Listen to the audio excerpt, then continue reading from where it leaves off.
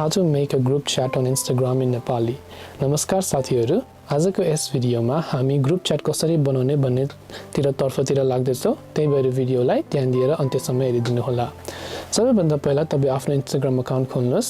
यदि तपाई group chat बनाउन चाहदै हुनुहुन्छ भने टप राइटमा रहेको DM आइकन अथवा मेसेज आइकनमा जानुस् अनि फेरि टप राइटमा रहेको यो एडिट आइकनमा जानुस्।